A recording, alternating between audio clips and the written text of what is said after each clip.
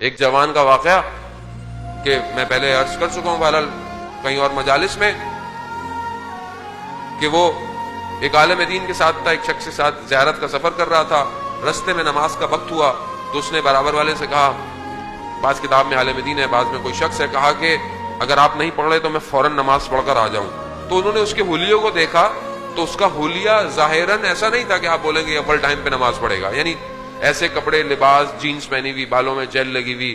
تو اس نے بولا کہ ایسے دیکھ کے تو ایسا، تو خیر اس نے کہا پڑھ لیں۔ وہ نماز پڑھ کر آیا تو اس سے پوچھا کہ بھائی تمہارے حلیے سے تو نہیں لگتا کہ تمہارے دل میں نماز کی اتنی تڑپ ہو، اتنا وہ ہو، تو یہ معاملہ کیا ہے؟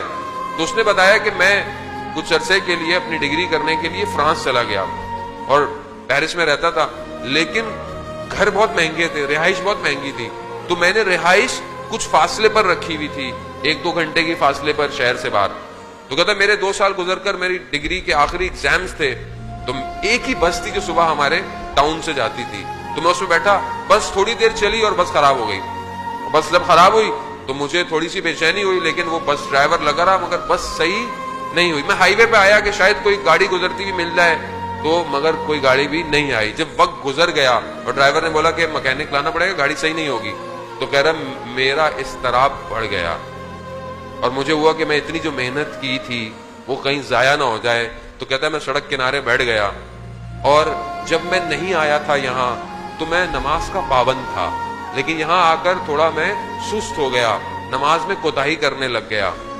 اس وقت میں نے وقت کے امام کو پکارا اور کہا یا امام زمانہ مجھے اس مشکل سے نکال دیجئے، میں وعدہ کرتا ہوں نماز آئندہ اول وقت پڑھوں گا۔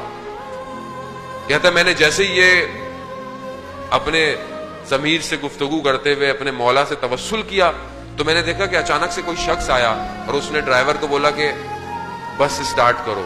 اس نے جیسے ہی اسٹارٹ کی بس اسٹارٹ ہو گئی۔ میں بھاگتا ہوا پہلا شخص تھا جو بس میں بیٹھا، لیکن ابھی میں دروازے سے اندر داخل ہوا تو وہی شخص گھومتا ہوا دروازے پر آیا اور اس نے مجھے کہا یہ جو تم نے وعدہ کیا ہے اس پر قائم رہنا۔ کہتا ہے میں ایک دم میرا بدن خشک ہو گیا، ایک دم کہ اس شخص کو کیسے پتا چلا کہ میں نے کوئی وعدہ کیا ہے؟ ابھی میں سمجھتا کہ یہ شخص کون تھا، دیکھا تو وہ شخص غائب ہو گیا۔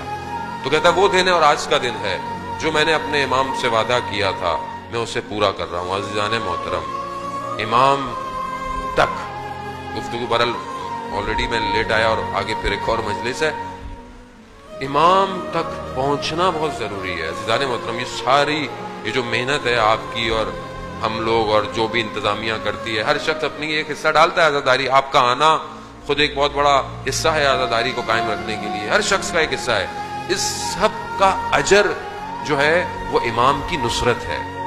اگر یہ مجلس ہمیں امام زمانہ تک نہیں لے کے جا رہی تو پھر یا تو میرے اندر کوئی پرابلم ہے جو بیان کر رہا ہے، یا پھر آپ کے خدا نہ خواستہ، میں آپ کو نہیں کہوں گا، یہ کوئی ایسا عمل ہے جس نے مجھے روکا ہوا ہے۔